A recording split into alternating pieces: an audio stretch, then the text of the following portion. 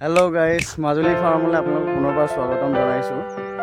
বহুত দিন হ'ল আপোনালোকক ভিডিঅ' দিব পৰা নাই, আচলতে মাজত কিছু অসুবিধাৰ কাৰণে আপোনালোকক দেখুৱাব পৰা নাছিলোঁ।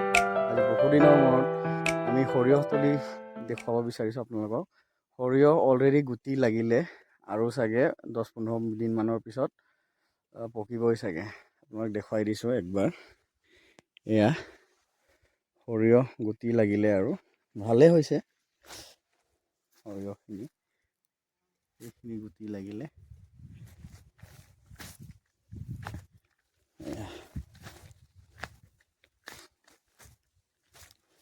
আমাৰ আগৰ পৰা কৈয়ে আহিছোঁ যে আমাৰ ইয়াত কোনো ধৰণৰ কেমিকেল ৰাসায়নিক সাৰ ব্যৱহাৰ কৰা নাই।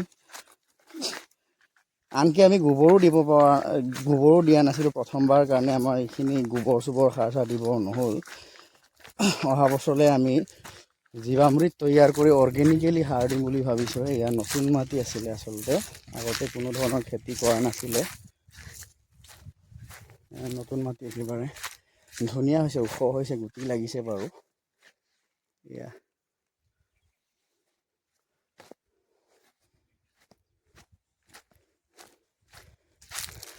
সিদিনা হালধীয়া হৈ আছিলে, এতিয়া পুৰা সেউজীয়া। এইখিনি আৰু 10-15 দিনমানৰ পিছত পকিবই।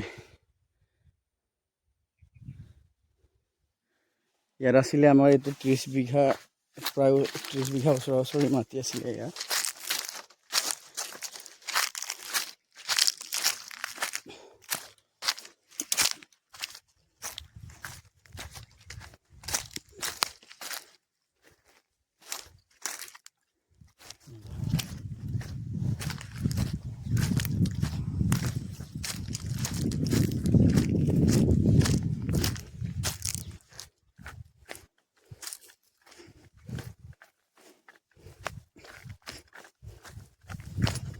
আমি ইয়াৰ পৰাই তেলৰ প্ৰডাকশ্যন কৰিম বুলি ভাবিছোঁ।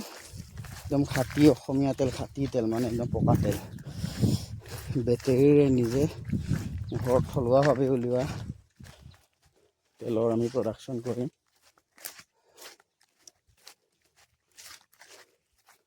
পিয়ৰ 100% অৰ্গেনিক হ'ব আৰু তেলটো।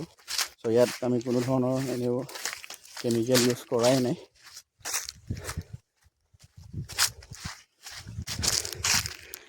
এয়া গোটেইখিনি দেখুৱাব নোৱাৰিলোঁ, আৰু বেলেগ এটা ভিডিঅ'ত আমি ডিটেইলছ গোটেইখিনি একপাক ঘূৰাই দেখুৱাই দিম। ত' আজিলৈ ইমানেই। Bye bye.